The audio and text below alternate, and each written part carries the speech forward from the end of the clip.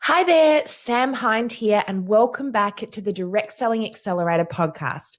I'm so excited to have you in for this episode where we're going to be diving in and talking all about virtual parties. That's right. We're going to be talking about going online with your direct selling business. Now, for many of us, this is a really scary prospect. It's something that lots of us dread, and particularly in this time right now where we're really having to think about how are we going to keep our businesses operating when we're all isolated in our homes. I want to look at this as an amazing opportunity for you to take your business to new levels, for you to grow and learn and adapt.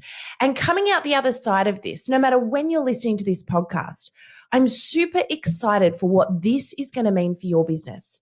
For so many of us, we're really afraid to jump into the social media space, into that virtual selling space, because it's not really what we know. It's not what we've done. It's not how we've grown our business in the past. For so many of you guys, you've been focused on human one-on-one interaction, which is absolutely where you should be prioritizing your business. However, it's also really important that we look at adapting and bringing in other skills and other ways for us to reach new people. Social media is not something that should ever replace human interaction. It's not something that we should use instead of having an in-home party or picking the phone up or having a coffee with a customer. What it does is it allows us to make new connections, reach new people, and further nurture those people that we've already got those relationships with when maybe having a coffee or seeing them in person wasn't possible. So let's have a little bit of a look right now at how we can use this opportunity to further grow our business and launch into a new space.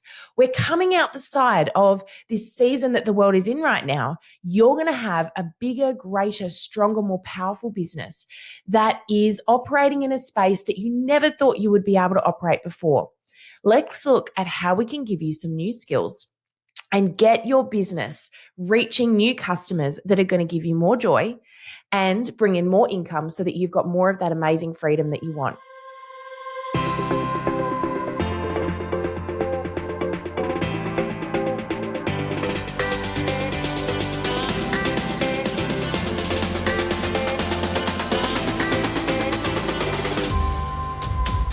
So what is a virtual party and how is it different to an in-home party? Now, for those of you that are in Party Plan, you've probably been running in-home parties for a period of time. We've also got those network marketers right now who maybe have been reaching people by social media for a while, but perhaps you could even look at running some online events where you can demonstrate your product or services or even talk about your business opportunity. But how is running a virtual party actually different to doing it in person? Well, the truth is it's not that different at all. And in fact, in the early stages when we're learning this new skill, it's important that we treat it very much the same way we would with an in-person or at-home party or event. There is, however, one key that we need to bring into our virtual experiences to really help people to make that connection with us, our businesses, our products, and our services. So what is it? It's our senses. And this is the bit that so many of us completely miss. We need to really help people bring their senses in when we're doing a virtual party or event. So senses like touch, taste, and of course, smell are things that we need to help people utilize. Now, you might be thinking, how do I do that? If I'm speaking to somebody through a computer screen or through a camera, how am I going to help them do that? Well, the truth is our brains are very, very powerful, and we can subconsciously help somebody to actually have that experience regardless of whether they're actually having it or not. So how do you do it? Well, you've got to paint a picture. You've got to get great at storytelling, great at bringing people into a scene. Now, over the last 2.5, 3 weeks, Greg and I have literally attended over 30 virtual parties from different companies all across the direct selling industry. We've watched people run virtual parties in every possible way. And mind you, every time I say that, someone comes out and does it in a completely different way and surprises me again. So we've seen so many different ways of doing this, but the one thing that rings true across all of them is those that have successful parties or events are the ones that help you bring your senses into the experience. They're the ones that describe a story or a scenario to help you smell the product, taste the item, or feel what it is that they're feeling. So, I want to talk to you in this podcast episode today about number one, what holds us back from embracing virtual parties or events. I want you guys to get really clear about what it is that's stopping you getting into this space so that you can deal with it and get in here and grow your business, because it's an incredible opportunity for you right now. And you are the only thing that is stopping yourself from getting into this space. Nothing else out there is actually holding you back. Doesn't matter what age, what technical experience you have, what ability you have, the technology is not something that should hold you back from embracing virtual parties or events. Why? Because it's actually not that complicated. We've been running free webinars for the last couple of weeks, and we'll continue to do so for a period of time on how to use the technology to do a virtual party. So depending on when you're listening to this podcast, it's likely we're going to have a free webinar coming up where you can learn this technology and move into this space. But this is not what we're here to talk about today. So let's talk about what's holding us back. The first thing that I believe holds many of us back from embracing virtual experiences, parties, and events is overwhelm. And usually it's overwhelm around the technology. But more often than not, it's also an overwhelm around watching what other people are doing. We watch other influencers, maybe leaders in our company or our industry, and we think to ourselves, they're doing such an amazing job, I could never compare. We also don't know where to start with the technology sometimes, and so we simply don't. We don't embrace it. We don't have a go, because what if it doesn't work? What if I don't know how? Where do I even start? What's the right technology to use? The other thing that tends to hold us back is high expectations. We go in with an expectation that we're going to win on the very first go, that we're going to have to be perfect. We're going to have to be comparable to other people. And the truth is, guys, the only way that you are going to have that success you truly desire when it comes to doing virtual parties or events is to practice. It's to get in there and have a go. And the more you do that, the more confident you'll become, the more you'll test the technology, the more you'll work out what actually works for you. And then it will all fall into place, I promise. The other thing that tends to hold many of us back, and I can really resonate with this one because it's been an issue for me, even in my business for many years, is what will people think?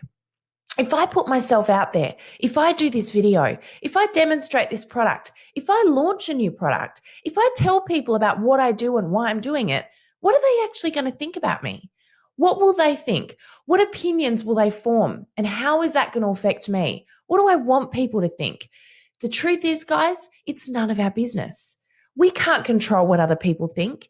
And if we spend our lives holding ourselves back because we're worrying about that, it's got nothing to do with us, and we're never going to be able to control it. So the best piece of advice I can give you here with this one is ignore it. It's not your problem.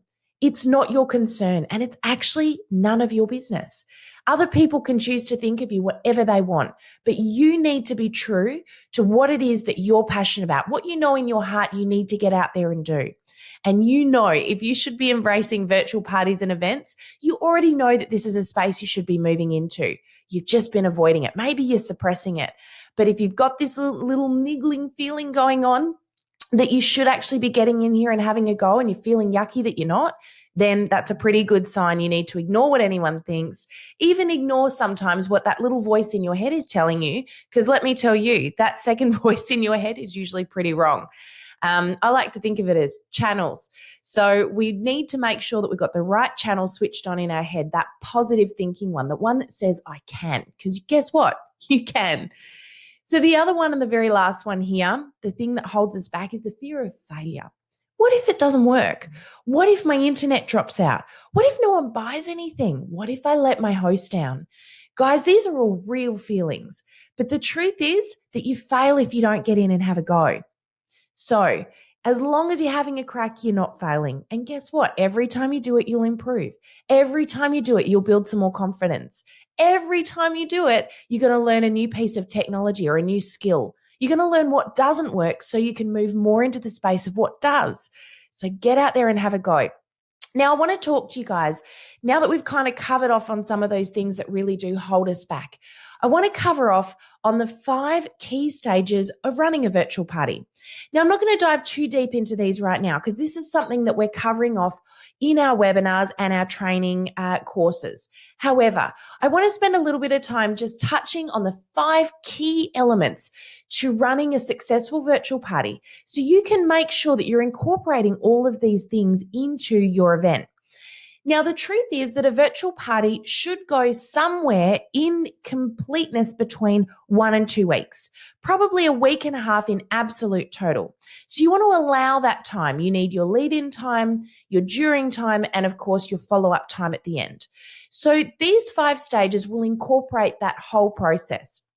Now, we also have some amazing cheat sheets available as well that you can use to help you with checklists through these 5 stages. So if you want to reach out and get hold of one of those, we're going to pop them in the podcast as well so that you can use these checklists. And we're going to cover off on the 5 stages through those checklists to give you a bit of a helping hand there. So let's have a look at what stage number 1 is of running a successful virtual party or event. Stage number 1 is your setup and host training. Now, your setup includes the creating of your Facebook event, if that's how you're going to be running it. We highly recommend using Facebook events because generally speaking, they're easier for people to operate. You can be posting and getting people excited in there in the lead up. You can share PDFs and documents, which can include order forms and all sorts of things in there as well.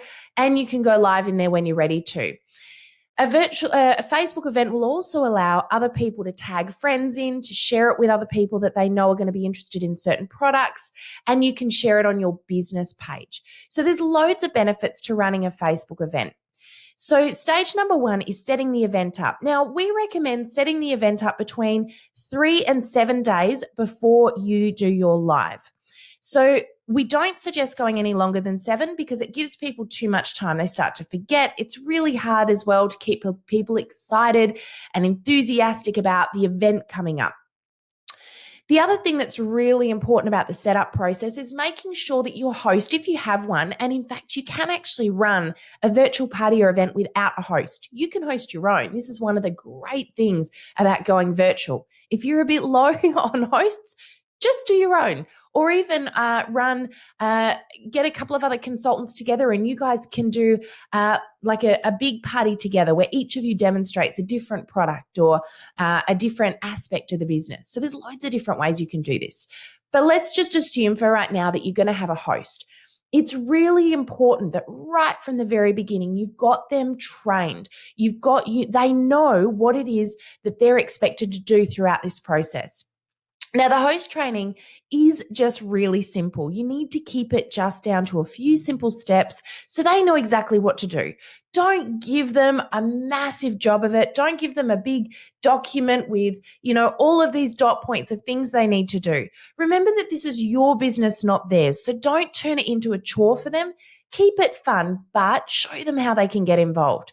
So the best way to do that is train them mostly on their invitation process. Make sure they understand how to get people to the event. Because once you get them there, it's up to you to make sure that you're engaging them and you're giving them the information that they need. So we'll move now into stage number 2, which is the inviting guests and the pre-engagement process. So inviting guests is really important because the way you invite them determines how many people actually show up. And of course, in order for you to make sales and grow your business, you need people to show up. So how do we go about doing this? Well, the recommendation is depending on how many people you actually want to get onto your live. It depends on how many people you want to invite. A big no-no, though, is telling your host or allowing your host, which comes into that training process, allowing your host to invite all of their friends. You definitely don't want them to do this. If they invite every friend in their Facebook list, no one's going to feel special, no one's going to feel important, and probably very few people are going to show up. So the trick here is invite a select group of people. Now, the recommendation from us is invite the people that you would have invited to an in-home party or event. it shouldn't really differ. But the beauty of running a virtual party is if you've got someone that you would have loved to have had at an in-home party, but they live too far away, you can now invite them. So what we suggest you do is if you've got a standard direct selling business where you can have, say, between 10 and 20 people show up, no problems, you can handle that, then you want to invite approximately 50 people. 50 people is a good number to assume that you're going to get around about 20 to 25 RSVPs, which will get you around about 10 to 20 actually showing up. Now, again, this depends on how you follow these people up, but those numbers are fairly reliable if you go through the process we're giving you now. So 50 people invited, around about 20 to 25 RSVP, and approximately 10 to 15 will show up. They're really good numbers to aim for. And if you get that, you've got to be really happy. Now, if you've got a direct selling business where you want to have fewer people show up, let's say you're with Thermomix or a business along those lines where you want to have maybe between 4 and 6 people show. In that case, we recommend inviting a maximum of 15 to 20 people tops, probably 15 people, but you really hone in on personal delivery of those invitations. Now, if you know that the people you're inviting are highly likely to show up because you are making it super personal, then invite a maximum of 10. Because what you're going to find is when you go live with a virtual party, it's not quite the same as an in-home event where people feel more obligated to show up because you've catered for them and you've worked around them. People know when it's a virtual party or a cooking experience or event that it's if they don't show, it's not really going to put people out in the same way. They can also see in a Facebook event roughly how many other people are likely to be showing up as well. So you want to just make sure you've got a few there in the buffer, just so that if you get a few no-shows, you've still got some people coming along. So if you are a Thermomix consultant, I'd be advising that you want to have maybe around about 6 to 8 people RSVP, knowing you'll have around about 4 to 6 people show up. So they're the numbers you want to work with if you're a business that wants a smaller group. And this may go for a few other businesses as well, such as Posty, etc., where you want to make it really, really specific to the individuals attending. All right. So here's the trick when inviting people. You want your host to send out personal invites. So that can be done by them sending a messenger invite that uses their name so they know it's personal.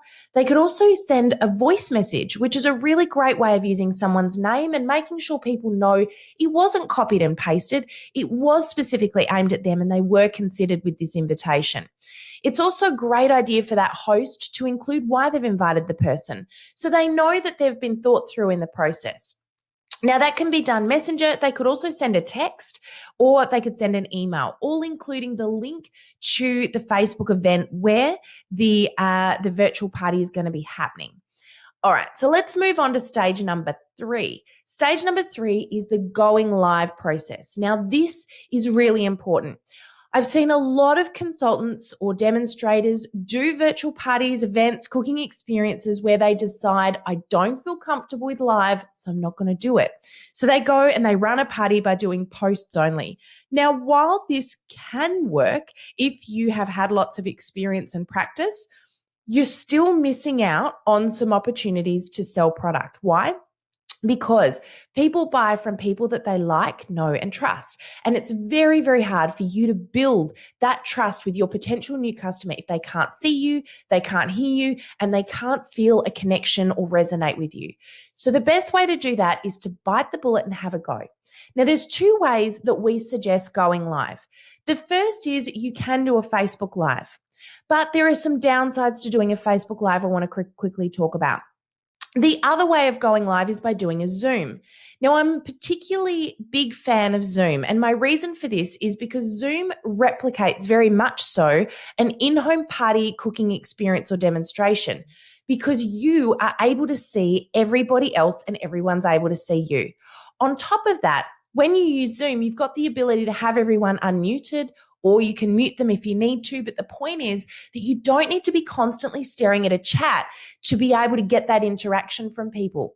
They can just chat with you, talk to you like they would if they were in person. So Zoom gives you the ability to replicate that scenario. On top of that, everyone can see everyone else. So it means that everyone's socializing with each other. You don't have quite as much weight on your shoulders to get everyone interacting and engaging with the event because you're able to use a little bit of cross engagement as well. Facebook Live can be great when it comes to practicing, but the problem with Facebook Live is we tend to fall into the trap of broadcasting and news reading. Because we can't see everybody else, we often forget there's anyone else there. So, if that's a space that maybe you feel you could fall into that danger zone, I would encourage you to give Zoom a go. Give them both a go. Trial them both. See what works for you.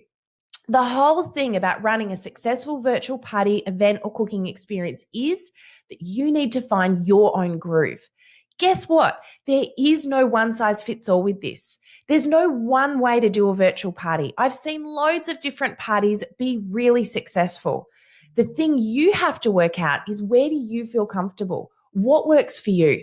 Now, don't think that means you can fall into the zone of, I'm just going to sit with comfort zone here. I'm not going to push into something I don't know, because you could miss out on something that works really, really well for you.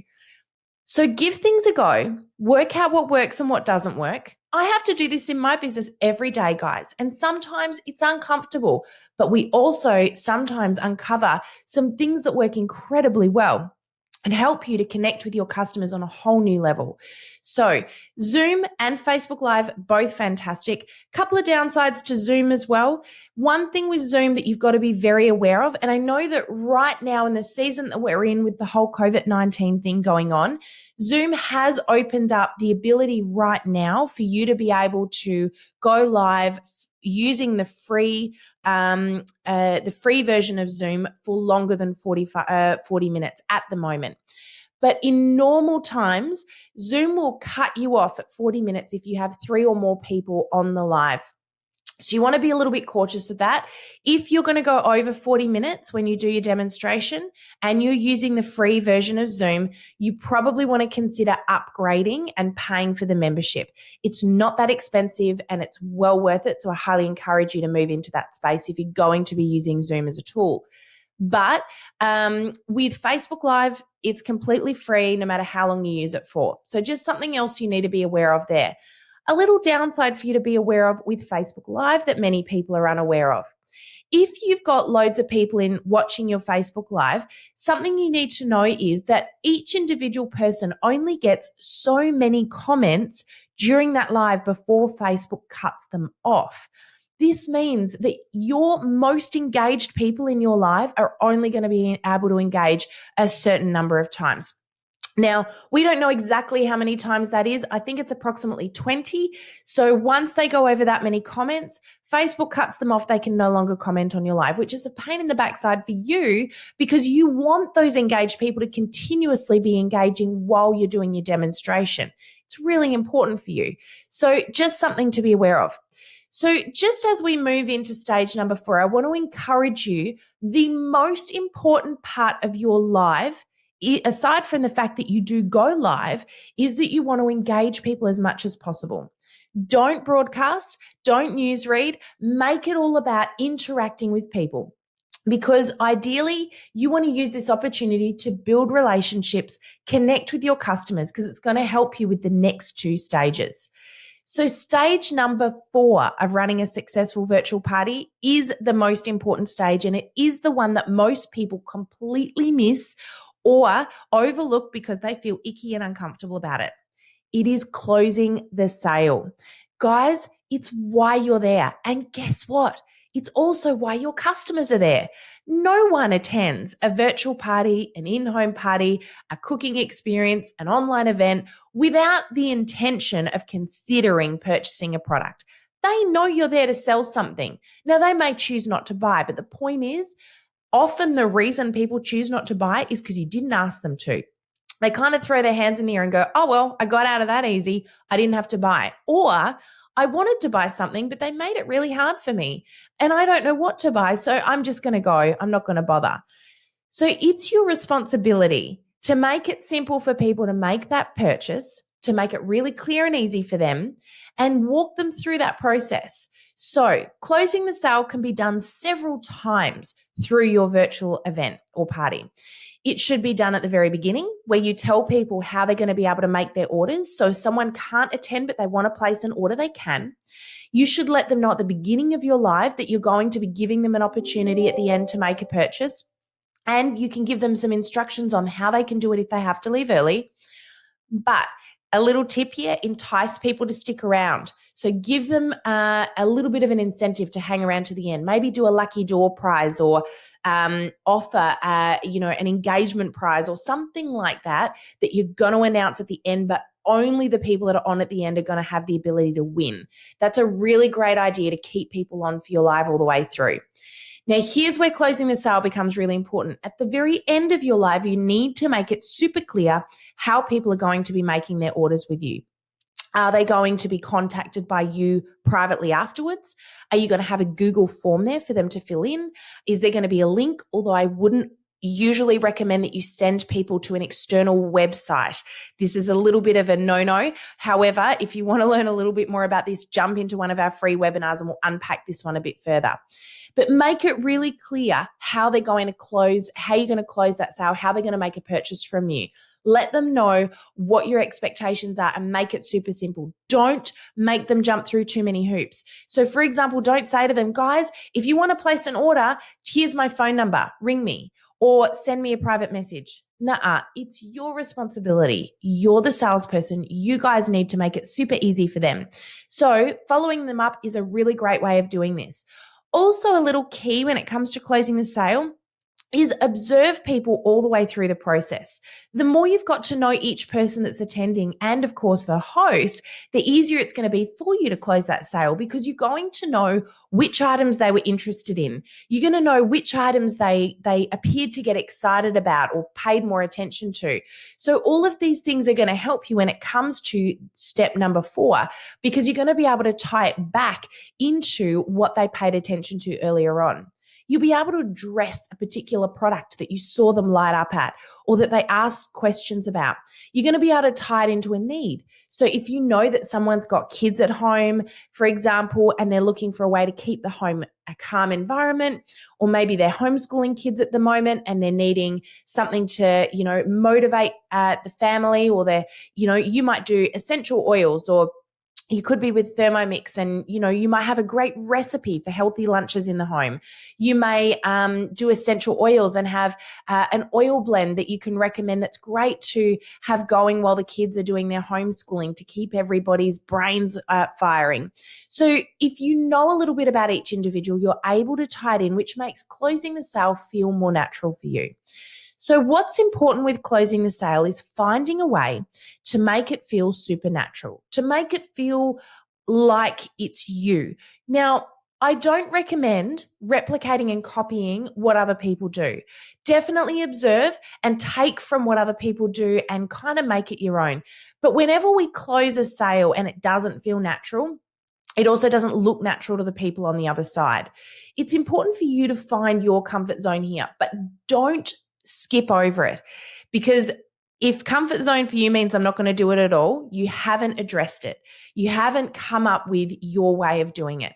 There are some very, very clever ways of closing the sale out there. I've seen many, many, many different methods of doing this. So maybe get out there and do what we've been doing. Start attending other consultants' parties. Watch what other consultants do. Doesn't matter if they're in your company or a different company.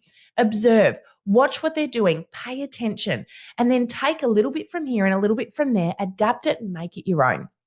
All right, let's talk about step number 5.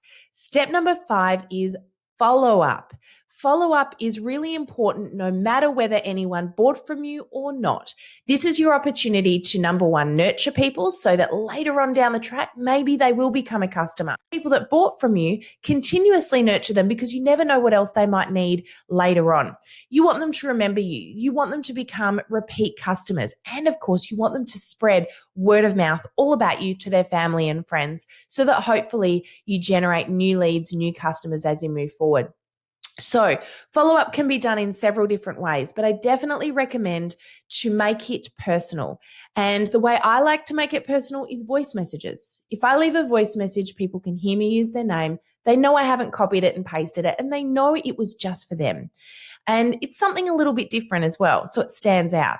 But you can do this in lots of different ways, but definitely make it personal. When people receive a bulk message that they know you've just copied and pasted to everybody, they're less likely to respond and it doesn't make them feel great. So make sure that any follow-up you do is considering a personal approach. It's considering the customer, and see if you can tailor it to them, to what you know about them, to their needs, even to a product that they've purchased this time or previously. So really tie it in. Because again, you want to play the long game. Just because a customer showed up and didn't buy this time doesn't mean they're not going to buy again. And it doesn't mean that there's no opportunity for you with them. Remember that a customer now is somebody that you want to nurture long term. It's how we grow our businesses.